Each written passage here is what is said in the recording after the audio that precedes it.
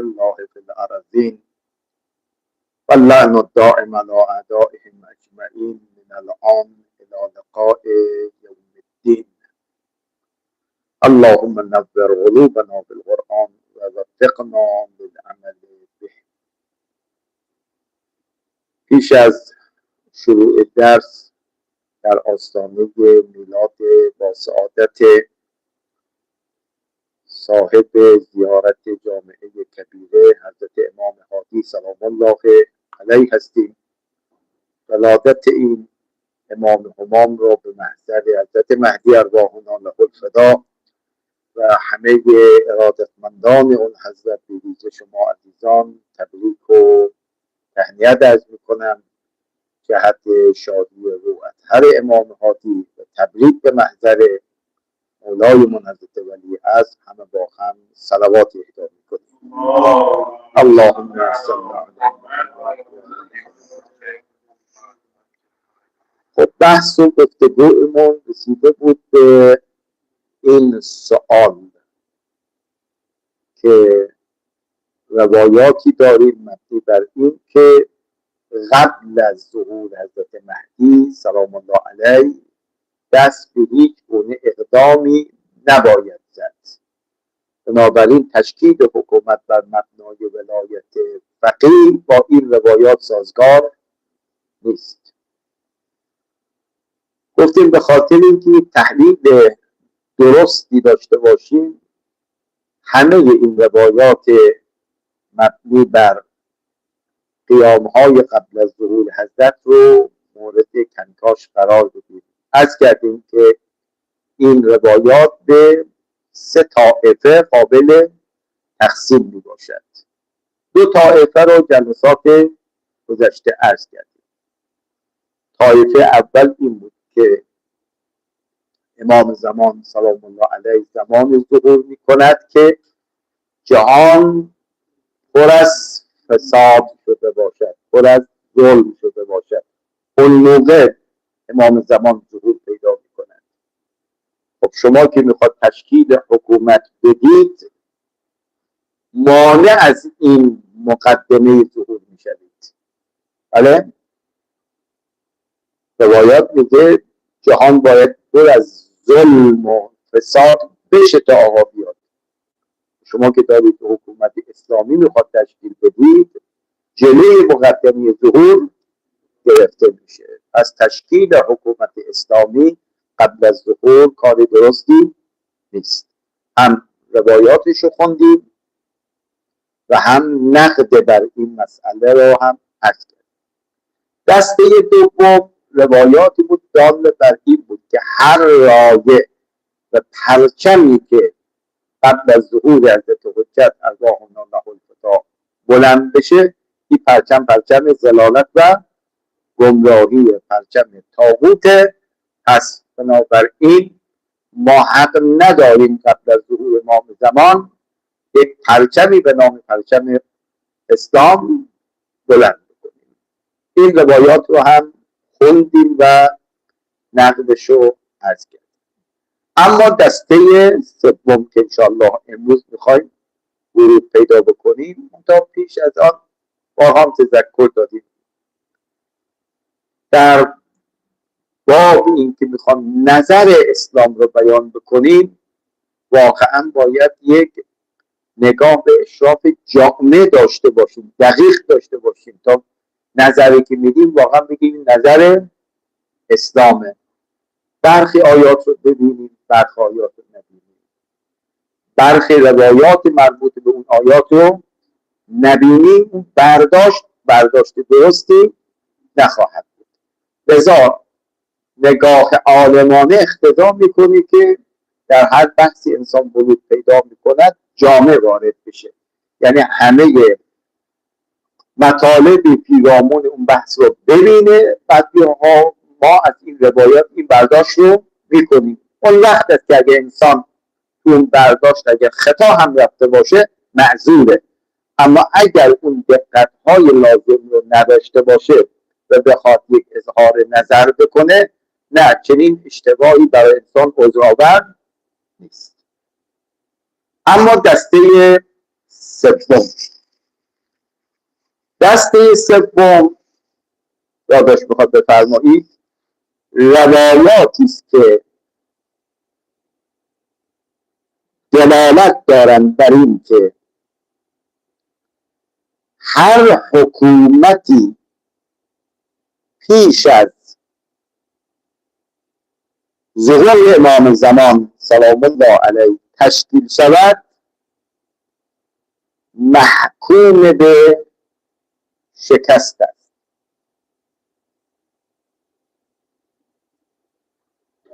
با توجه به این روایات حکومت دینی و نظام ولایت مطلقه فقیه در عصر غیبت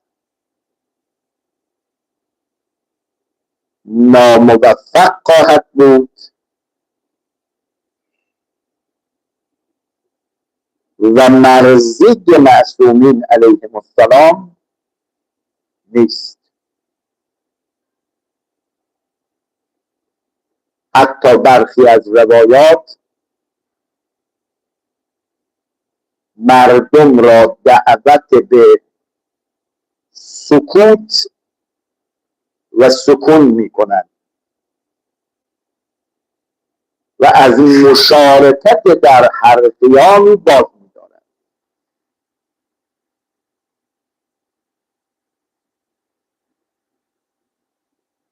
از جمله روایت امام صادق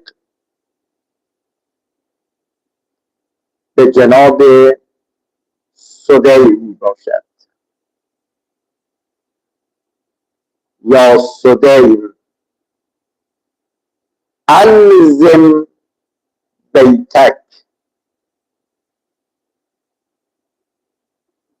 ادامه داره: واسکن ما سکن اللیل و النهار.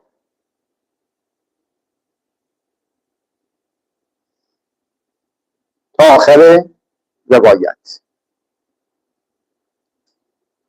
بله، این دسته روایات فراوان داریم که شیعیان رو دعوت میکنن که تو خانه بنشینید، آرامشتون رو تو خانه حفظ کنید، خدمتتون رو که همون گونه که شب و روز آرام هستن شما هم همین سکون و آرامش رو در خانه داشته باشید. بعد ادامه روایت میگه که فاذا بلغک ان السفیانی قد خرج فرحل الینا. اون علائم ظهور وقتی آشکار شده اون موقع شما به حرکت و جنبش دست بزنید. پس دسته سوم روایاتی است که ما را منع میکند از قیام برای تشکیل حکومت. بله، از قیام برای تشکیل حکومت. یه روایت دیگری هم یادداشت کنید، اینم از امام صادق سلام الله علیه هست که فرمود: ما خرج ولا یخرج منا اهل البیت الى قیام قائمنا احدا لیدفع ظلما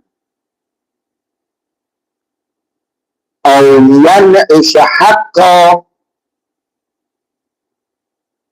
الا استلمت البلیه. شاهد اینجاست: و کان قیامه زیادتا فی مکروهنا و شیعتنا.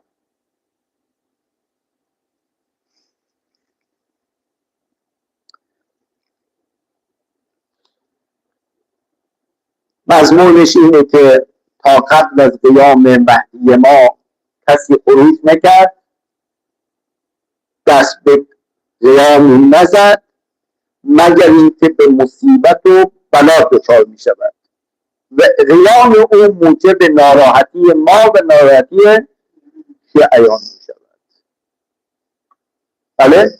خب این روایت هم داره بیان میکنه که تا قبل از قیام حضرت حجت قیامی نباید صورت بگیره. شما میخواید تشکیل حکومت بر مبنای ولایت فقیه بدهید، این برخلاف نظر اهل بیت علیهم السلام است. میگه نه، باید قیام توسط حضرت مهدی بوده باشه. شما قبل از ظهور اون بزرگوار حق تشکیل حکومت و اقدام برای تشکیل حکومت رو ندارید. خب این خدمت شما عرض کنم که روایت و روایات دیگر، مثلا یه روایت دیگر باز داریم که علامات قبل از ظهور رو میگه. بعد راوی سوال میکند که اگر کسی قبل از این علامات ظهور بکند ما همراهی بکنیم؟ امام میفرماد نه، شما حق همراهی رو ندارید. و روایات دیگر. اما نقد و تحلیل این روایاتی که الان عرض میکنیم، پاسخ آن است که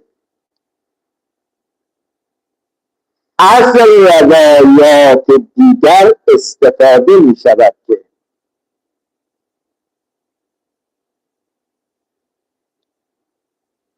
اگر کسی پیش از قیام حضرت حجت قیام کند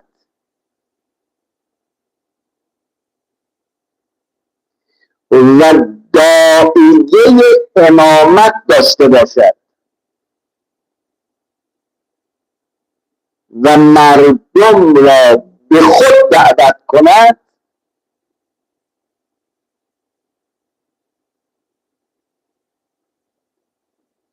محکوم به شکست است.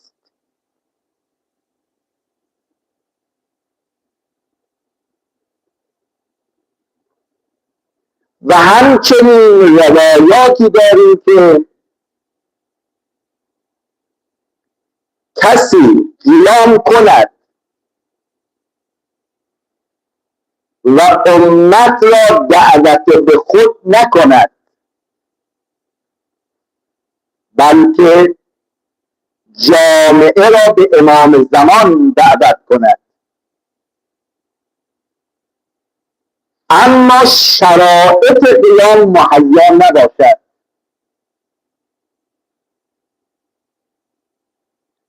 اون قیام محکوم به شکست است. یا اما داریم بعدا میگم بنویسید. یه نکته رو اول بحث گفتیم، اگر ما یه دست روایاتی داریم، بله، تا چشم ما خورده، نگیم نظر اسلام اینه که قبل از ظهور حضرت مهدی نباید قیامی صورت بگیره، تلاش برای حکومت بشه. تو روایت میگه، روایت امام صادق، که این حکومت منجر به شکست میشود. گفتیم باید مجموع روایات رو ببینیم تا بگیم نظر اسلام در رابطه با قیام برای حکومت اسلامی قبل از ظهور حضرت حجت چیه. بله، شما الان این دو تا روایتی که من خوندم اطلاع داره که آقا قبل از ظهور حضرت مهدی کسی که قیام بکند این قیامش منجر به شکست میشه و مورد رضایت ما اهل بیت نیست. درست شد؟ اما در مقابل ما روایاتی داریم که حکومت هایی رو مذمت میکنن قبل از ظهور که اونها پیش از ظهور امام زمان، بله، قیام میکنن داعیه‌ای که دارن امامت دارن. بله، میگه اون مهدی موعود ما هستیم، مردم رو میخوان دعوت به خودشون بکنن. این حکومت ها رو میگه شما همراهی نکنید که این حکومت ها خدمتتون ارز کنم که منجر به شکستشون میشه. یا طرف داعی امامت نداره، مردم رو به خودش دعوت نمیکنه، میگه من میخوام مقدمه چینی بکنم برای ظهور امام زمان، ولی زمینه به شرایط آماده نیست. اینجا هم اون روایات ناحیه مشمول میشن. یعنی چنین حکومتی حتما منجر به شکست میشه، چون باید زمینه قیام باشه تا قیام بکنن. شد. پس بنابراین اگر این روایت به نحو مطلق میگوید هر قیامی قبل از ظهور حضرت مهدی منجر به شکست میشه و شما تو خونه هاشتون بمونید، همراهی نکنید، روایات دیگه آمده تفسیر کرده هر حرکتی که قبل از ظهور حضرت مهدی مردم را به خودش دعوت بکنه و داعیه امامت داشته باشه، شما با چنین افرادی همراهی نکنید. یا کسانی که نه به خود دعوت نمیکنن ولی زمینه آماده نیست، با چنین افرادی همراهی نکنید. اما یادداشت کنید، اما اگر کسی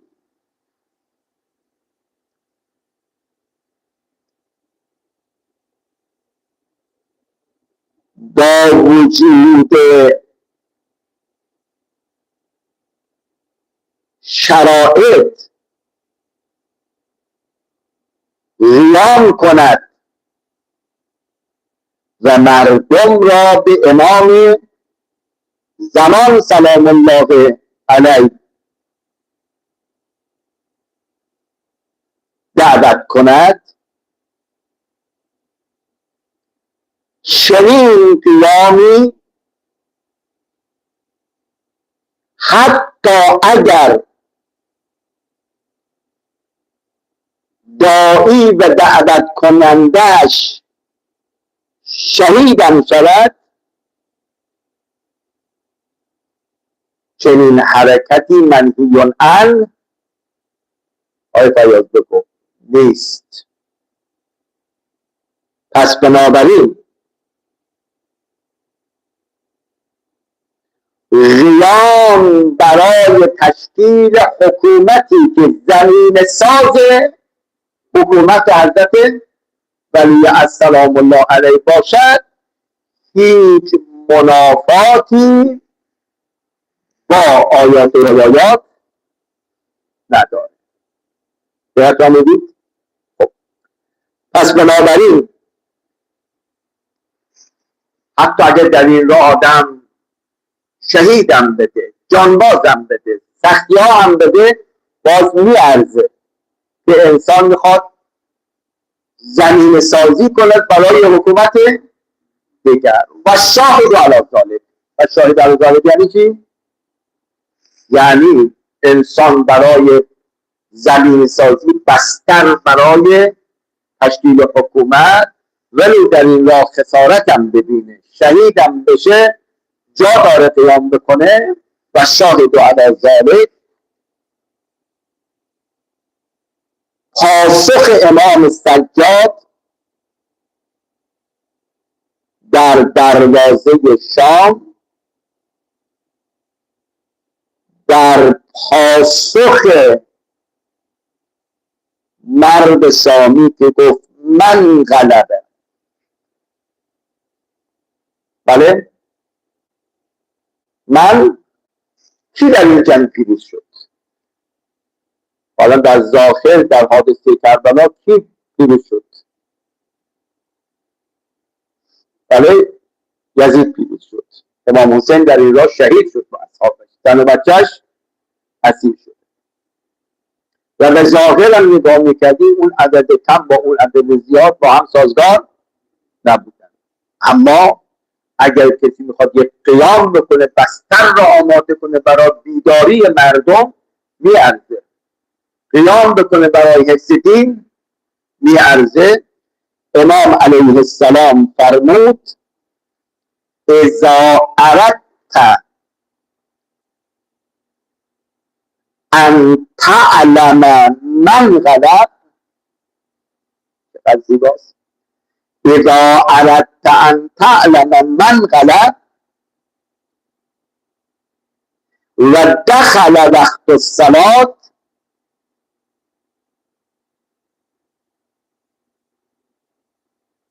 فأذن ثم اقم. بله میگه لذا صبر کن تا وقت نماز بشه، اون موقع اذان بگو. تو اذان اسم کی رو میبری؟ اقامه بگو. در اقامه اسم چه کسی رو میبرید؟ بله اون وقت میگید پیروز کیه؟ چون امام حسین فرمود که بله اسیر به سیرت جدی رسول الله. دقت کردید؟ اصلا این قیام من بر مبنای سیره و روش پیامبره. بعد ببین پیروز حسین شد یا دیگران شدن. دقت فرمودید؟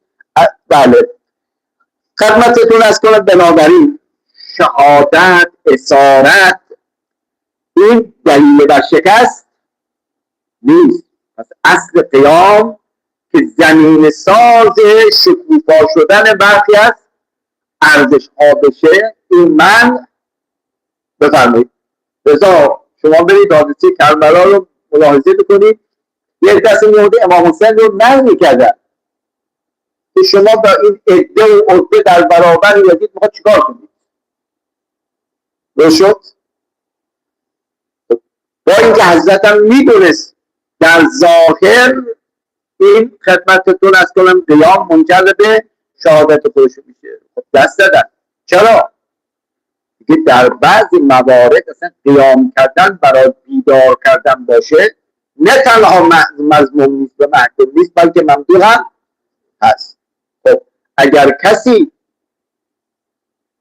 بیدادگری و ناعدالتی رو در قبل از ظهور امام زمان میبینه اما به خاطر اینکه مردم رو از این خواب غفلت بیدار بکند، آیا چنین قیامی که داعی برای خود ندارد میگه من میخوام یک قیامی بکنم مردم رو از این خواب غفلت بیدار بکنم، مردم رو متوجه ظهور امام زمان بکنم، چنین خدمت از چنین قیامی و چنین حکومتی ولو اگر در تشکیلش هم آدم شکست رو بپذیره، این شکست ظاهریه، خدمت این قیامی اشکالی بفرمایید نداره. این جواب اول.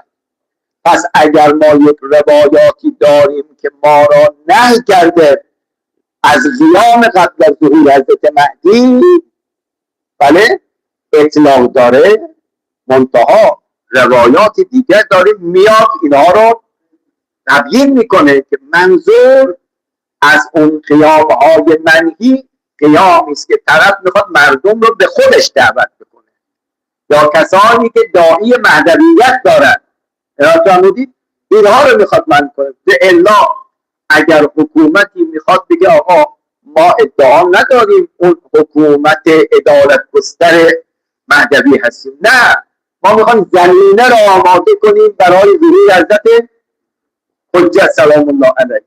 بنابراین اون روایات میان این روایت رو تفسیر میکنه که منظور این روایات ناحیه کسانی هستند که داعی دعوت مردم به خودشون رو دارن. از کردم حتی برخی عبادی کسانی که ادعای مهدویت میکنن و شما تو این دوران اخیر شنیدید و حتما دیدید افرادی را که ادعای مهدویت هم اینا منظوره. به الا مثل حکومت اسلامی که در ایران تشکیل شده که شما شنیدید که بنیانگذار این نظام برای یک بار مردم رو دعوت به خودش بکنه، نه همه مردم رو قوموا لله، بله قوموا لله. این حکومت مقدمه برای حکومت حضرت مهدی ارواح الله له الفداست. آیا این خدمتتون نهضت ها تشکیل این حکومت ها هم منهی عن هست؟ ثانیا سلم ثانیا بگیرید. ثانیا فرض کنیم که روایات مورد استناد شما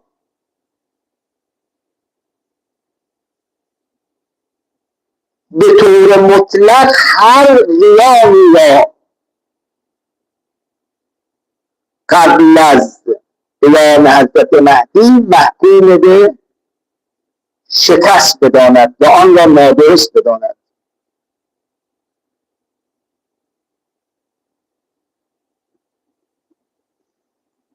بله،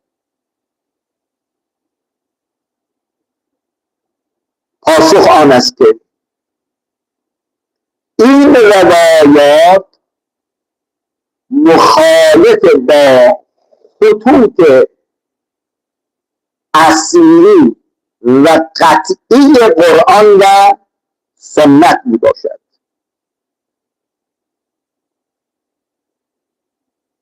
و قابل پذیرش نیست، زیرا اون همه آیات و روایاتی که ما در باب جهاد، امر به معروف و نهی از منکر و احیای کلمه دین داریم، اینها مخصوص زمان خاصی نیست. پس بنابراین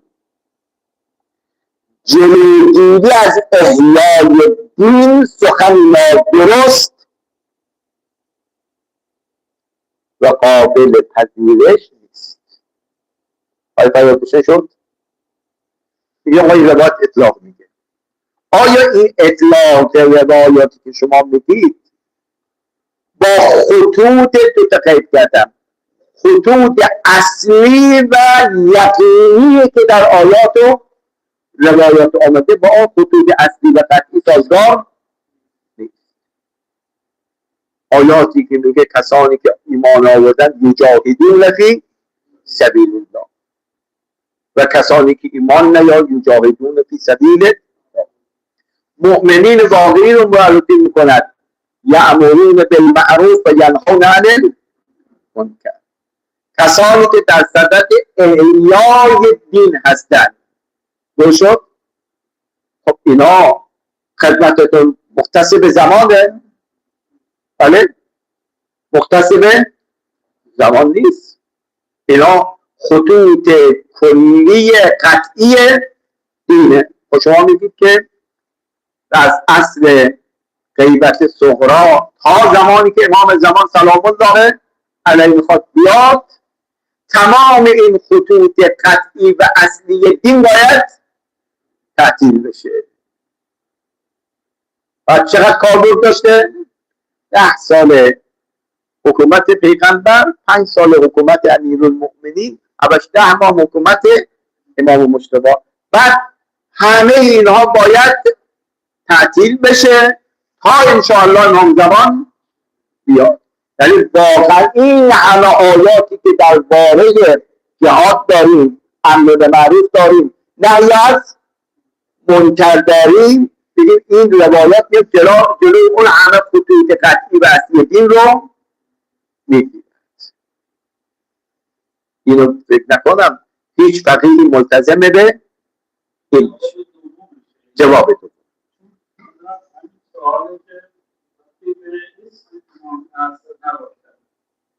برای عدالت در جامعه، بله، برای دولت فقط برای عدالت ایمان، نه زمانی در کار است، نه چیزی. یعنی نمیخواد برسه به اونجا یا به اسمی تو قیام بکنن، فقط میخواد مثلا کشور عدالت. نه، به ما بگیم ولایت مطلقه فقیه یعنی حکومتی بر مبنای اسلامه، در چارچوب چیه؟ اسلامه. دقت فرمودید؟ یکی از فرق‌هایی که ما حکومت دینی ما داریم، ما میگیم مردم سالاری دینی، نه خدمت از کنم که منهای دین. یعنی الان حکومت ولایت مطلقه فقیه میگن من میخوام میام قوانین دین و احکام دین رو چا کنم؟ اجرا کنن. حالا در عمل چقدر موفق میشن یا موفق نمیشن دست دیگره. یعنی شما از کسانی که از مرحوم خدمت نعازیای عراقی سال جواد دیگران سوال بکنید، شما که معتقد به ولایت مطلقه فقیه هستید، الان چون میگه میخوان حکومتی بر مبنای شریعت تشکیل بشه تا احکام اسلام اجرا بشه. اینا فهمیدید؟ خب میگه بر چه اساس شما میگید؟ میگه این همه آیاتی که برای جهاد اومده، آیاتی که برای امر معروف نهی است، منکر اومده، کجای این آیات نشون میده که این فقط برای یک مقطع کوتاهی است اسلام بوده، بعد 1000 سال این قوانین باید چه بشه؟ تعطیل بشه، بعد تا زمانی که امام زمان بیاد، تا قبل از اینکه ایشون بیاد شما دست به دست بدید هیچ کاری نکنید.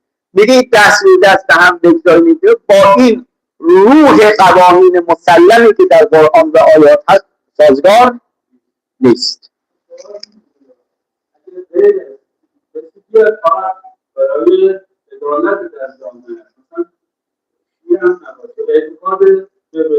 الان این جواب سوم ماست. این جواب سوم ماست. ثالثاً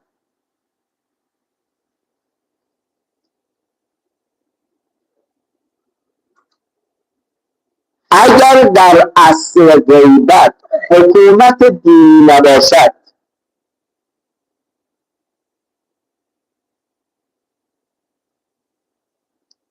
سوال میکنیم آیا حاکمیت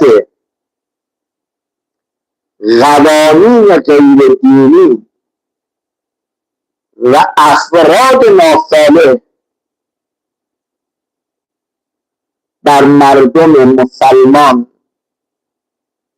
پیش خواهد آمد یا خیر؟ شد از این آیه‌ای که میگن تا قبل از ظهور امام زمان شما حکومتی تشکیل ندید. اگر فقها نیان حکومت اسلامی تشکیل بدن با اینکه زمینه و شرایطش هم وجود داره، آیا نوع دیگر حکومت باید باشه یا نباشه؟ بله؟ شما میگید حکومت بر مبنای ولایت فقیه نباشد، بجاش چی باشه؟ حکومت غیر ولایت فقیه باشد، غیر اسلامی بوده باشد، افراد ناصالح باشند، اما حکومت بر مبنای ولایت فقیه نباشد. درست؟ یعنی شما راضی میشید در این که حکومت غیر ولایت فقیه جای حکومت ولایت فقیه باشد. سوال بعدی ما این است که آیا چنین تلقی و برداشتی از اسلام مورد رضایت خدا، رسول و ائمه می باشد؟ قطعا پاسخ منفی است. درسته؟ در هیچ وقت خدای متعال، هیچ وقت پیامبر و ائمه معصومین راضی نیستن که آقا حکومت بر مبنای ولایت فقیه نباشه، بله دیگران بیان مدیریت بکنن. آیا واقعا اگه امر دائر بشه بین حکومت اسلامی ولا ناقصم باشه ولو کم بودن داشته باشه و حکومت غیر ولایت فقیه باشد، رضایت خدا و پیامبر و اهل بیت به کدوم سمته؟ ولی این نگاه میکرد نه، تا قبل از ظهور امام زمان هیچ حکومت بر مبنای حکومت اسلامی تشکیل نشه. خب میگه نشه کی بشه؟ میگه حکومت غیر اسلامی. میگه این نوع قضاوت رو واقعا خدا راضیه؟ بله، حکومت ولایت فقیه نباشد اما حکومت غیر ولایت فقیه باشه و قطعا هم بین این دو نوع حکومت تفاوت بفرمایید فراوان وجود داره. درست شد؟ پس بناء علی هذا ما از این دسته روایت میشه 3 تا جواب بدیم. جواب اول، این روایات مطلق بفرمایید در کنارش روایات دیگری داریم که میاد تقییدش میزنه. منظور اونایی هستن که مردم رو میخوان به خودشون دعوت کنن، نه زمینه سازی برای تشکیل حکومت امام زمان سلام الله علیه. 2، این گونه برداشت از این روایات با روح مسلم حاکم در آیات و روایات ما سازگار نیست. چرا؟ چون آیاتی که مربوط به جهاد و امر معروف نهی از منکره مختص به زمانی دون زمانی نیست.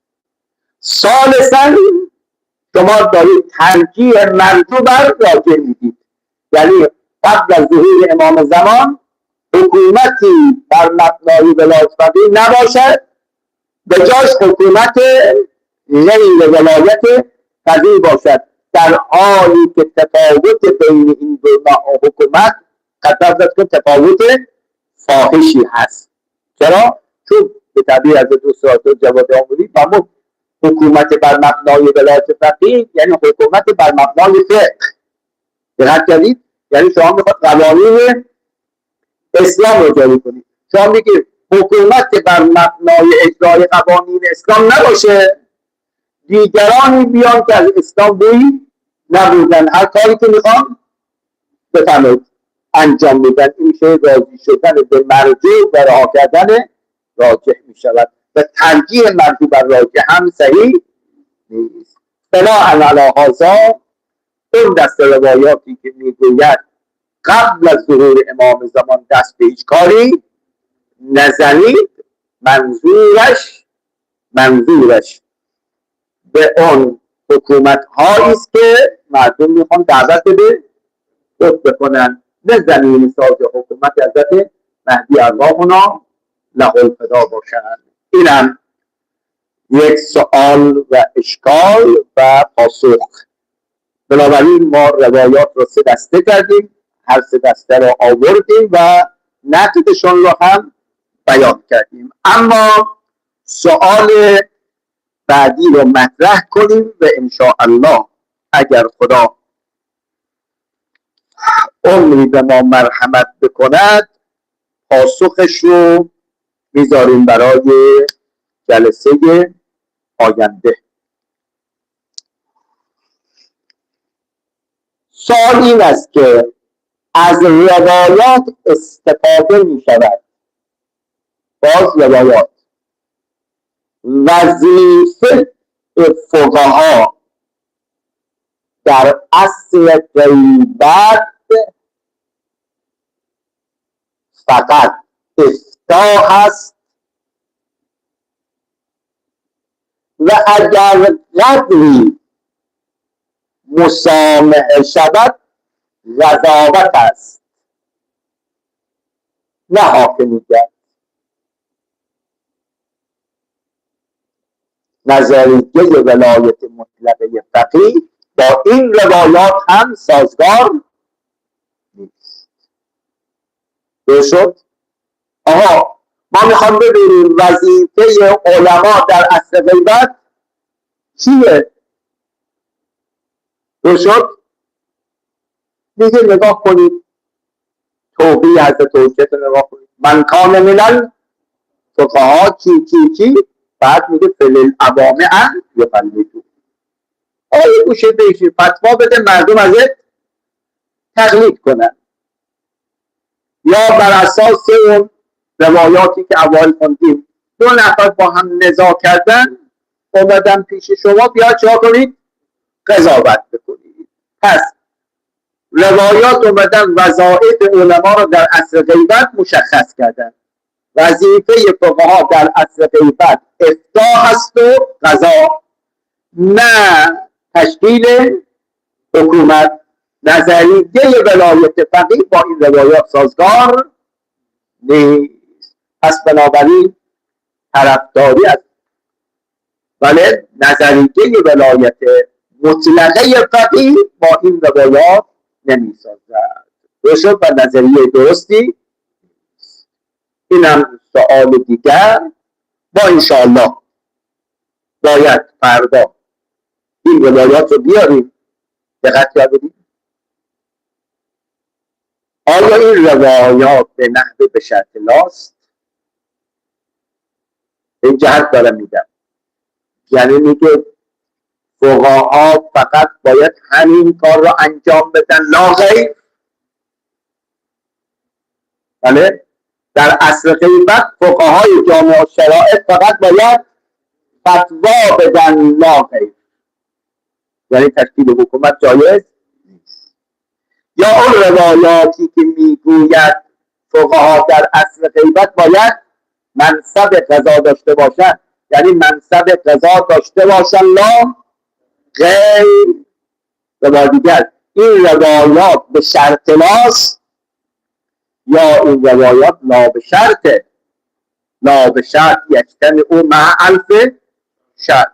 روایات یکی رو میگه آقا فقیه جامع شرایط میتونه فتوا بده، اما معناش اینه که نمیتواند قضاوت بکنه.